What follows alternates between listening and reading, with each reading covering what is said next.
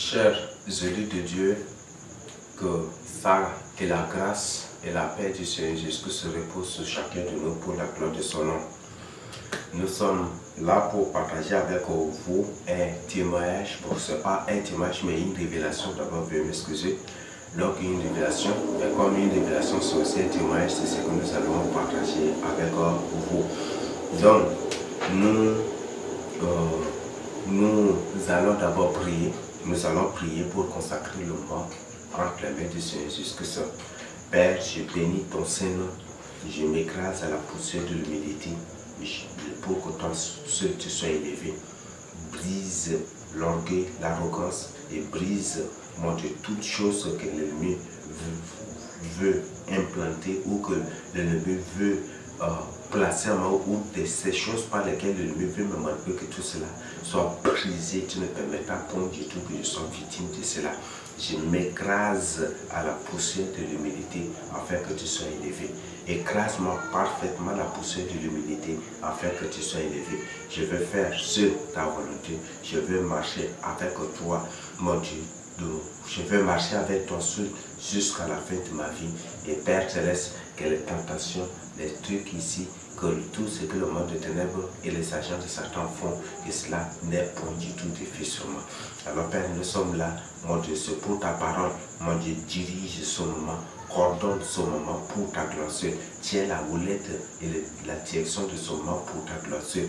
Alors Père, je veux que tu me mettes des côtés pour que toi-même tu puisses descendre, atterrir pour nous transmettre ta parole pour ta gloire seule au nom de Jésus-Christ. Alors Père, je me consacre à toi, je me dédie à toi, je te prie de me faire la transfusion, la perfusion de ton sang, de me faire l'immersion de ton sang, que tu me caches sous le sang de ton sang, rends-moi divinement impénétrable, intransperçable, immanipulable, ininfluençable, rends-moi divinement indestructible, rends-moi divinement inaccessible pour toujours, pour l'éternité au nom de Jésus. Et comme tu m'as déclaré ta parole, que je sois la source parfaite de ta parole pour toujours, pour l'éternité au nom de Jésus. Comme tu m'as envoyé pour te témoigner, alors Père Céleste, mon Dieu, Père, rien ne me bouleversera, rien ne m'intimidera, rien ne me menacera, rien du tout ne se tirera devant moi. Car Père Céleste, que toute montagne devant moi soit brisée, soit écrasée. Alors Père Céleste, prends contrôle de son monde, prends la direction de son monde. Je veux que toi-même tu puisses présenter cette révélation, mon Dieu Tout-Puissant, sur ta parole. Alors Père Céleste, au nom du Seigneur Jésus-Christ, mon Dieu, que toi-même tu puisses présenter cette révélation et que mon Dieu, cette parole puisse, pour que cette parole fasse du bien, que cette parole pénètre des âmes, que cette parole délivre des âmes, que cette parole ouvre les yeux des âmes et que toute personne qui suivra cet enseignement puisse s'appliquer, que toute personne qui suivra cet enseignement s'applique à mettre en pratique ta parole, à mon Dieu Tout-Puissant, à dévorer chaque mot, chaque parole de cette révélation pour son salut. Alors Père, mon Dieu, cède chaque personne qui suivra cet enseignement de ton Esprit Saint, de ta puissance divine, de ta sagesse divine éternelle, et que, mon Dieu, tu lui ouvres l'esprit de compréhension pour comprendre ta parole et pour, mon Dieu, mettre en pratique. Prends le contrôle de ce moment, couvre-nous par tes milles de feu, par tes boucles de feu, cache-moi sous le sang de ton sang, et que Père Céleste, que tu me rendes divinement invisible, illocalisable, inidentifiable, incontrôlable, insurveillable pour toujours, pour l'éternité. Vraiment divinement inaccessible pour toujours, pour l'éternité, au nom de Jésus-Christ. Alors Père Céleste, mon Dieu, ne me déçois point du tout et ne déçois point du tout des âmes. Et Père, ne permet point du tout que ceux qui cherchent des poux ne permet point du tout. Et, mon Dieu, que ceux qui cherchent des poux ou cherchent des occasions pour scandaliser ta parole, mon Dieu, ne permet pas du tout que ces gens se réjouissent. Alors Père, mon Dieu Tout-Puissant, ne permet pas du tout qu'ils se réjouissent et ne permet pas du tout que ce qu'ils cherchent sur moi soit trouvé. Alors Père, que leurs œuvres, leur méchanceté, leur ruse, leur malice, leur mensonge, leur hypocrisie retombe sur leur propre tête comme ils font Jésus. Alors Père, prends contrôle de ma vie, de mon âme, de mon esprit, et Père, prends contrôle aussi de cet enseignement pour la gloire de ton nom, et que ta parole soit scellée de ton sang, de ton sceau, de ton cachet divin, de ta sainteté divine, de l'onction du Saint-Esprit, du sceau du Saint-Esprit et de ton nom Jésus-Christ pour toujours, pour l'éternité. Au nom de Jésus-Christ, je te prie. Amen. Je vais m'excuser, je n'ai pas présenté. Oui, donc le thème, c'est quel est le plus grand commandement de Dieu? Quel est le plus grand commandement de Dieu? Mais c'est pas vraiment, je trouve, je vais modifier. Donc je vais modifier le thème. Donc au lieu de quel est le plus grand commandement de Dieu, c'est plutôt la signification des deux grands commandements de Dieu. Et quand nous allons aborder cette partie, vous allez découvrir, parce que la parole du Seigneur Jésus-Christ, même avant, même après, avec le Seigneur Jésus-Christ, les commandements de Dieu ont été réunis ou regroupés en deux. Et c'est ce que nous allons découvrir aussi par la suite. Parce qu'aujourd'hui, ce qui aujourd'hui gangrène les gens, c'est ce que les gens braquent aujourd'hui, brandissent c'est ce que les gens brandissent aujourd'hui pour refuser le message de sainteté, pour refuser de mener une vie de sanctification, pour refuser de se mettre au Seigneur jusqu'à de marcher sur la voie de la vérité. Et c'est ce que nous allons découvrir. Donc, avant tout, c'était la première fois que j'avais reçu cela. Je crois que ça va être au mois de mars, je ne sais pas, au mois de mars ou avril. Entre mars ou comme ça, je ne sais pas, j'ai oublié. Donc, j'avais eu le Seigneur m'avait interpellé. Je ne sais pas, bon, le Seigneur m'avait demandé de présenter cela. Donc je faisais la méditation et puis j'étais tombé sur cela. Et par la suite, le Seigneur m'avait recommandé de le présenter. Et c'était là directement pendant la lecture que j'ai entendu la voix du Saint-Esprit qui me recommandait cela. Donc il m'a demandé, il m'avait mis pression de présenter cela. Et après, par la suite, j'avais oublié. Et c'était en juillet 2021, ici, que par la suite, je vais recevoir encore cette recommandation de présenter ce thème. Donc, premièrement, c'était, bon, je suivais, c'est un témoignage. Donc, c'était suite à un témoignage que je suivais.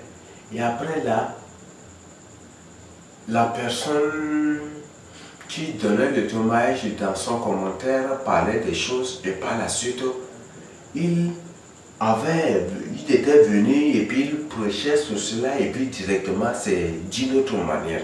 Donc il prêchait sur cela, mais après là, moi-même j'ai pris mon temps et puis je lisais la Bible et après là j'étais tombé sur cela. Et après l'esprit me conduisait. Là nous sommes en juillet, j'ai oublié précisément la date, c'est trop long. C'est depuis, si j'avais saisi le même jour, je crois que je ne vais pas oublier la date, mais je crois que c'est en juillet et aujourd'hui nous sommes le 17 septembre, je crois que c'est vraiment loin et c'est à peine une semaine encore que je viens de saisir, donc c'est fait avec que j'ai carrément oublié la date, donc j'ai oublié, c'est pas exprès. Donc c'était en juillet 2021, c'était en ce moment-là que j'avais reçu cet ordre de présenter, d'exposer sur les deux grands commandements de Dieu. Donc ici, moi, au début, j'avais formé ce thème que c'est quel est le plus grand commandement de Dieu. Mais je le vois que ça ne va pas beaucoup, ça ne va pas être vraiment convenable et c'est pour cela que j'ai modifié pour dire la signification des deux grands commandements de Dieu. Donc la signification, donc le sens ou la signification de ces commandements. Et c'est ce que nous allons découvrir. Donc, il y a une chose que le Seigneur Jésus nous a dit, et c'est très important pour que tout enfant de Dieu puisse mettre ça en pratique, pour que tout enfant de Dieu puisse bien comprendre. Jean 14, le verset 15. Dans Jean 14, 15, Dieu, le Seigneur Jésus nous a dit, si vous m'aimez, gardez mes commandements. Jean 14, 15, le Seigneur Jésus dit, si vous m'aimez, gardez mes commandements. Et là, c'est vraiment fort. C'est vraiment fort pour... Donc, je sais comment exprimer cela, mais c'est ce que le Seigneur Jésus a dit. Donc, aimer Dieu, ce n'est pas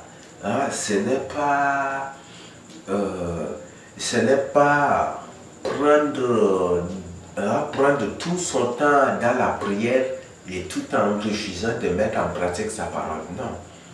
La Bible dit, je crois, ce proverbe qui nous a dit que celui qui refuse, celui qui détourne son oreille de la loi pour refuser d'entendre la loi, d'écouter la loi, même sa prière, c'est une abomination devant Dieu.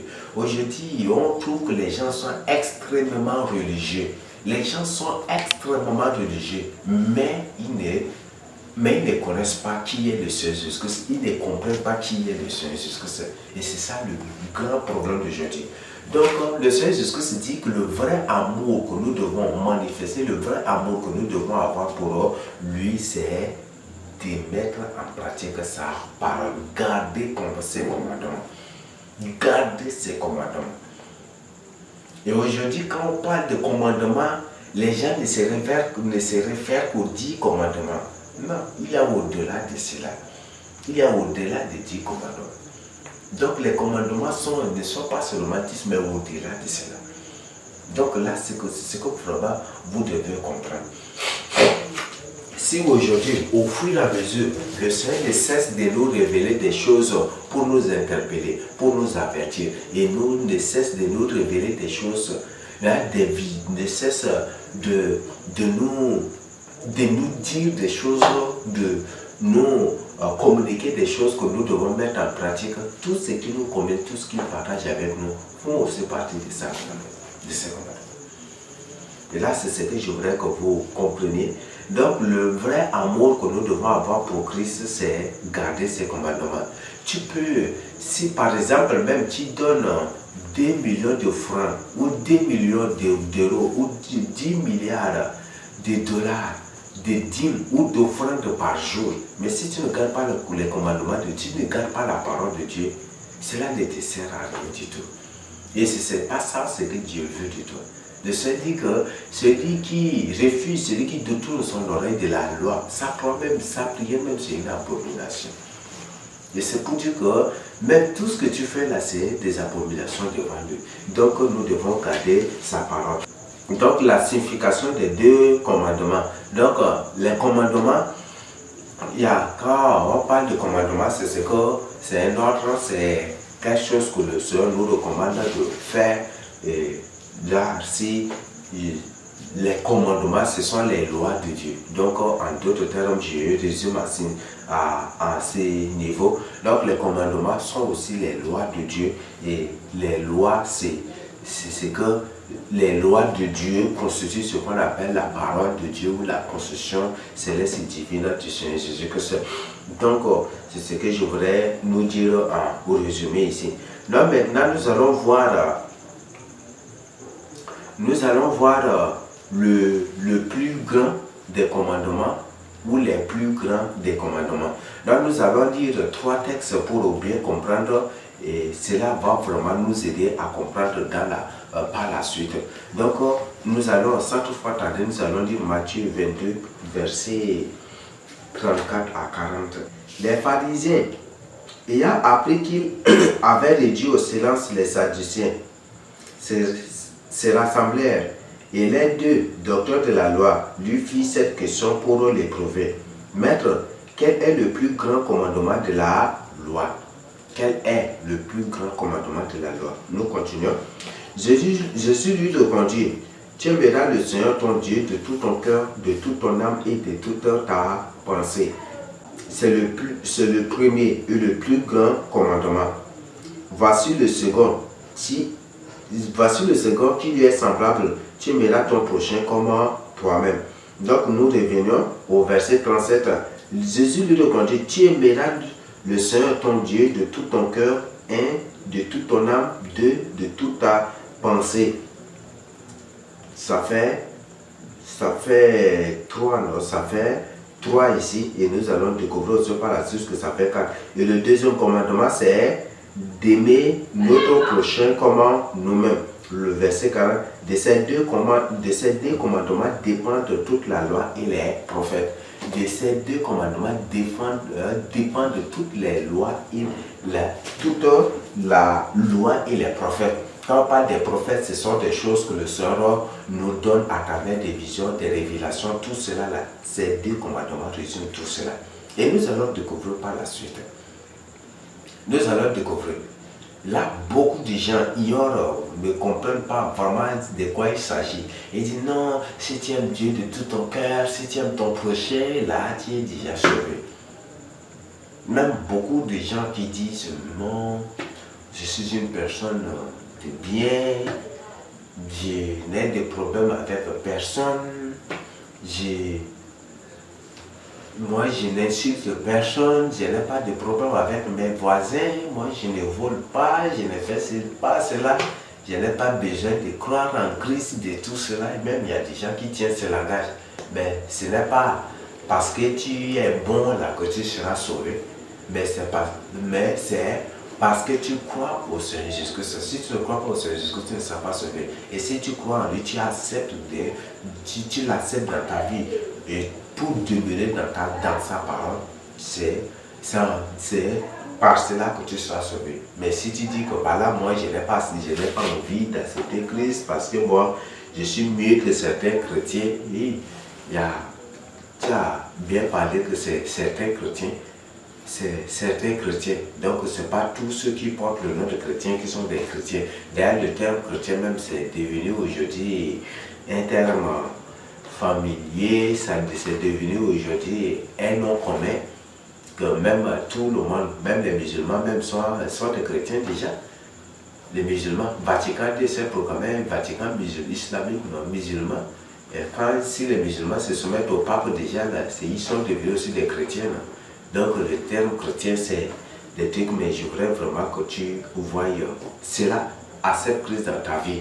Et pour toi qui aujourd'hui, jusqu'aujourd'hui, ne cesse de t'endurcir, ne cesse de douter, ne cesse de t'endurcir, de te rendre incrédule pour refuser de demeurer dans la parole de Dieu parce que tu as entendu, parce qu'on t'a prêché que les deux commandements de Dieu là sont suffisants. Aimer Dieu de tout son cœur, toute son âme, et aimer son prochain, c'est par cela tu seras sauvé. Si c'est vraiment ça, je t'invite à comprendre le sens de cet enseignement, ça va beaucoup t'aider.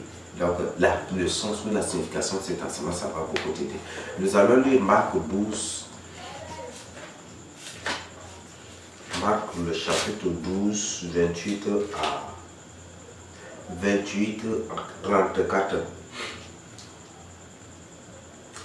Un des escribes qui les avait entendus discuter, sachant que Jésus avait bien répondu aux Sadducéens, s'approcha et lui demanda, quel est le premier de tous les commandements? Jésus répondit, voici le premier, écoute Israël, le Seigneur. Notre Dieu est l'unique Seigneur. Et tu aimeras le Seigneur de tout ton cœur, tu aimeras le Seigneur ton Dieu de tout ton cœur, de toute ton âme, de toute ta pensée, toi et de toute ta force. Ça fait 4. On continue, verset 31. Voici le second. Tu aimeras ton prochain comme toi-même. Et il n'y a pas d'autre commandement plus grand que cela. Je voulais que vous soyez sérieux avec vous-même. Ces deux commandements résumés là, si tu n'es pas sage, tu ne vas rien du tout comprendre. Et après là, j'étais là, quand j'avais découvert cela m'animait tout seul. Cela m'animait tout seul. la sagesse, je parle de la sagesse spirituelle, la crainte de Dieu. Si la crainte de Dieu est ton souffle de vie, si la crainte de Dieu est ton cœur, si la crainte de Dieu est le sang dans ton veine, si la crainte de Dieu est ta vie,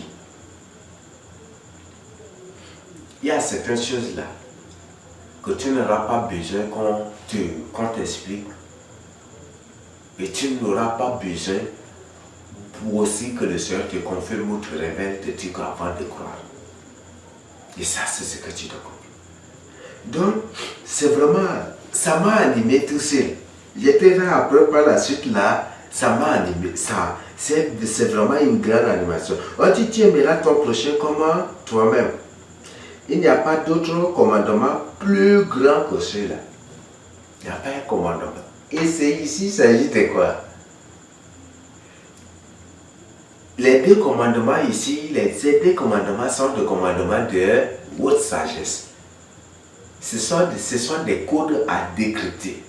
Et si tu n'es pas un enfant de Dieu, tu ne vas rien du tout comprendre. Et nous allons découvrir cela par la suite. Le scribe lui répondit, bien, maître, tu as dit avec vérité que Dieu est unique et qu'il n'y en a point d'autre que lui, et que l'aimer de tout son cœur, de toute sa pensée, de toute son âme et de toute sa force, et aimer son prochain comme soi-même, c'est plus que tous les holocaustes et tous les sacrifices. Jésus, voyant qu'il avait répondu avec intelligence, lui dit, tu n'es pas loin du royaume de Dieu, et personne n'osa plus lui proposer des questions. Donc, ce qui était passé, les scribes après avoir, est-ce que vous, ici, ce sont des questions vraiment un peu hypocrites? Parce que ces gens connaissent bien, ils connaissaient bien les deux commandements. Mais le but c'est venu juste pour piéger le Seigneur. Comme on a dit, les hypocrites, tout comme les sorciers, pour te prendre au piège, aiment beaucoup toujours te poser des questions qui, selon leur sagesse, sont des questions difficiles, des choses compliquées, des trucs pour te prendre dans leur piège. Et c'est ce qui l'a poussé, c'est ce qui les a poussés à s'assembler pour aller. La Bible dit qu'ils s'étaient rassemblés, c'est pour dire qu'il y avait une concertation et ils se sont entendus d'abord sur des choses, sur de nombre de questions, sur des choses qu'ils doivent poser au Seigneur comme piège pour les prendre dans le piège. Et ce qu'ils avaient fait. Donc, ils sont venus et s'étaient présentés et leur appris la parole qui était comme leur porte-parole ou celui-là qu'ils ont chargé de cette question. Il s'était approché, il a posé la question au Seigneur. Il connaissait bien la réponse et il savait tout aussi. Mais par la suite, le Seigneur va leur expliquer et lui-même il va développer. Le Seigneur dit que tu n'es pas loin. Pourquoi? Et nous allons découvrir aussi les raisons par la suite. Parce que en dehors de ces deux commandements-là, il n'y a pas autre commandement. En dehors de ces deux commandements, il n'y a pas vraiment un autre commandement. Mais beaucoup vont dire que non, mais si c'est ça là, pourquoi faire? Mais on va découvrir aussi les raisons par la suite. Mais je voudrais que si tu reçois cet enseignement tel que je suis en train de partager avec toi, tel que le Seigneur nous présente, si tu reçois comme ça, tel que tu es en train d'écouter, sans appliquer ta sagesse pour comprendre la profondeur, c'est que tu es en train de suivre en vain et tu ne vas rien du tout comprendre. Donc je ne suis pas obligé de donner tous les détails de tout que je ne peux pas donner tous les détails, mais les éléments nécessaires, les éléments nécessaires et indispensables, je vais partager avec vous. Mais je veux que tu appliques ta sagesse pour comprendre cet enseignement. Parce que ces deux commandements résument tout déjà, résument toute la parole de Dieu. Et nous allons découvrir ce par la suite. Nous allons lire Luc 10, 25 à 37. Un docteur de la loi s'éleva et dit à Jésus, pour l'éprouver, Maître, que dois-je faire pour hériter la vie éternelle?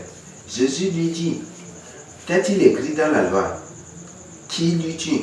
Il répondit, tu aimeras le Seigneur ton Dieu de tout ton cœur, de toute ton âme, et de toute ton âme, de toute ta force et de toute ta pensée, et ton prochain comme toi-même. Tu as bien répondu, lui dit Jésus. Fais cela et tu vivras. Mais lui, voilà ce Jésus-fait, dit à Jésus, et qui est mon prochain? Nous allons découvrir, nous allons lire la suite. Jésus reprit la parole et dit, un homme descendait de Jérusalem à Jéricho. Il tomba au milieu des brigands qui le dépouillèrent, le chargèrent de coups et s'en allèrent, le laissant à demi-mort. Un sacrificateur qui par hasard descendait par le même chemin, ayant vu cet homme passa outre. Un lévite qui arriva aussi dans ce lieu, l'ayant vu, passa outre. Vous voyez, un sacrificateur, un lévite, des docteurs de la parole de Dieu. Parce que ce sont eux-là qui exécutent la parole de Dieu, et ce sont eux-là qui transmettent, qui enseignent la parole de Dieu. Mais pourquoi après avoir vu la personne, celui qui était à demi-mort, ils l'ont vu, c'est le prochain. Mais pourquoi ils l'ont laissé? Aujourd'hui, beaucoup de ces soi-disant serviteurs de Dieu, beaucoup des élites de Dieu, beaucoup de gens sont comme ça. Ils ne veulent pas venir au secours des autres. C'est quand l'autre souffre, qu'ils sont contents et ils sont satisfaits. C'est quand l'autre est vraiment, c'est ça le gros problème. Donc, ne soyez pas des pharisiens, ne soyez pas des sacrificateurs et des lévites modernes. Là, je parle dans un sens bien défini. Que vous ne le soyez pas ici. Parce que si tu es l'une de ces personnes, quelque part, je suis en train de lire, ça c'est bien que c'est ce qui va, ta suite, ta fin là, ça va être tragique. Je sais, nous, de comment d'aimer nos prochains. Et ici, c'est un exemple, c'est ce qui se passe aussi. C'est un exemple où le Seigneur Jésus se donne. Et cet exemple-là, ce n'est pas pour nous. Il y a quelque chose qui se passe. Il y a des choses qui se passent.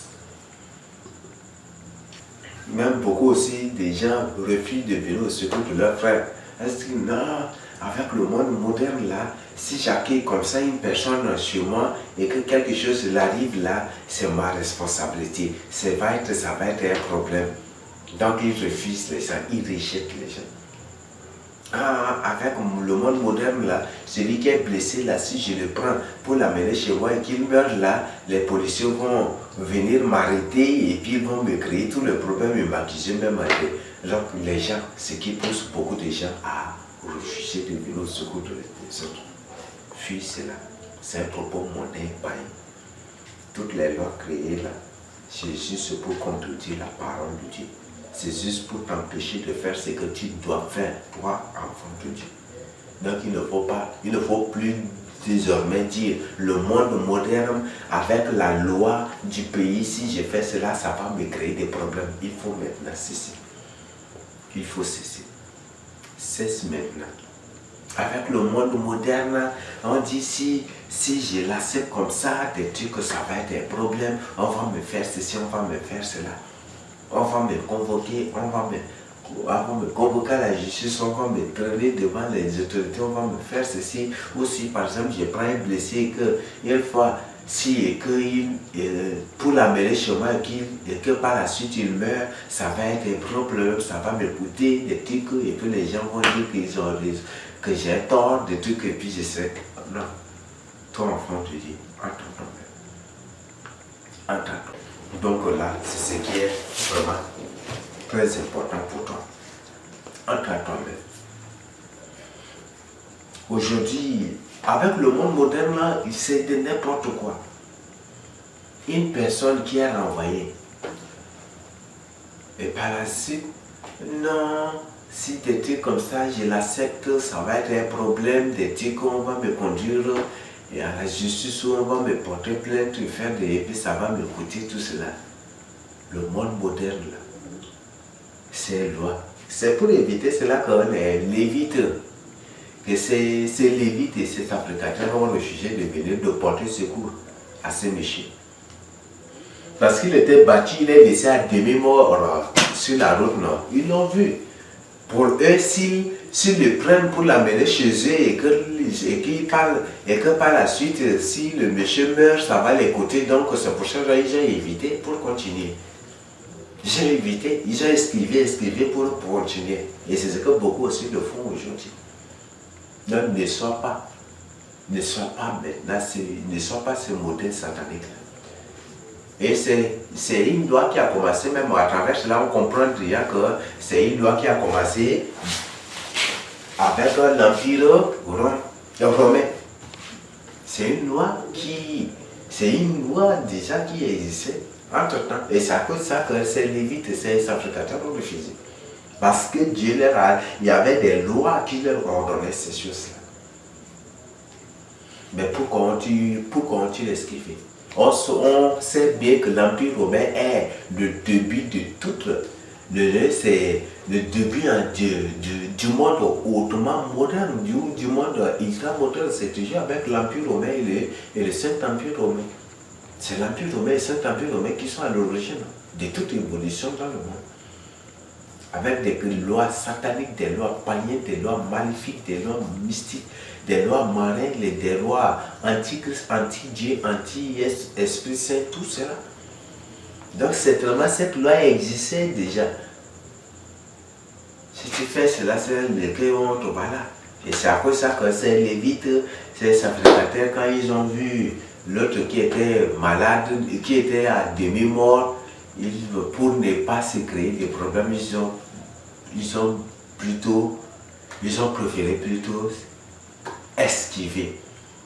C'est de dévier la personne là pour continuer.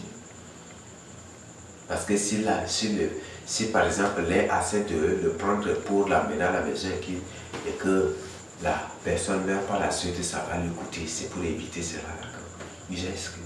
Mais l'autre là, il a la crainte de Dieu. Et qu'est-ce qui va se passer? C'est un Samaritain. Un Samaritain. Et quand on parle des Samaritains, ça explique les païens aujourd'hui. Oui. Ces choses, les païens font plus que les enfants de Dieu.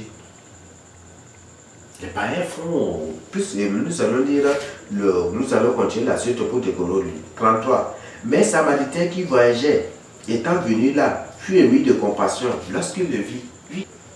On dit non, la Constitution dit cela, si là, moi, si j'ai fait, ça va être un problème. Mais lui, le païen, connaissant bien la Constitution, la loi du pays et le code pénal de tout chassant et connaissant bien ces choses-là, il a compassion de la personne parce que c'est son prochain. Ce qui lui est arrivé là, un jour à l'autre, ce qui est arrivé à cet homme-là, un jour à l'autre, ça peut l'arriver. Il faut intervenir pour l'amour de Dieu. Et qu'est-ce qu'il a fait? Nous allons lire le verset 34. Il s'approcha et banda ses plaies, et en y versant de l'huile et du vin, puis il le mit sur sa propre monture, le conduisit à une hôtellerie, et prit soin de lui. Le lendemain, il tira deux deniers, les donna à l'autre et dit, aie soin de lui, et ce que tu dépenseras de plus, je te le rendrai à mon retour. Lequel de ces trois te semble avoir été le prochain de celui qui était tombé au milieu des brigands? Celui qui a accepté la miséricorde envers lui répondit, c'est celui qui a exercé la miséricorde envers lui, répondit le docteur de la loi. Et Jésus lui dit, va et toi, fais de même. Aujourd'hui, quand par exemple un groupe de brigands, des braqueurs ou peut-être des bandits se ruent sur une personne pour le tabasser, de Dieu qu'on dit non, il ne faut pas que vous intervenez. On dit, après l'avoir tabassé, laissé à demi-mort là, tous les gens fuient, ne veulent pas mettre pied là. Puis, intervenir physiquement, le sert content. Mais c'est ton prochain, s'il est à mort, à demi-mort, tu dois intervenir pour le sauver. Pour le sauver. Tu peux faire. Même si par la suite on t'accuse que c'est toi qui l'as tué, de dire que pour toi Dieu sait et Dieu sait. Dieu connaît toutes choses ici. Donc il ne faut pas qu'à cause d'une peur, à cause de la peur, de la crainte ou des mesures de la constitution ou des lois du pays ou des codes pénals ou de ceci du pays, il ne faut pas qu'à cause de ces choses-là, tu refuses d'aider ton prochain. Bien au secours de ton prochain. Donc, maintenant, nous allons voir le point 3. Qu'est-ce que signifie aimer Dieu de tout son cœur, de toute son âme, de toute sa force et de toute sa pensée? De tout son cœur. Le Seigneur Jésus a dit de tout son cœur là, parce que le premier point c'est aimer Dieu de tout son cœur, de toute son âme, de toute sa force et de toute sa pensée. De tout son cœur. Par exemple, si vous lisez Matthieu 15, 19 à 20, veuillez m'excuser, je vais vous lire.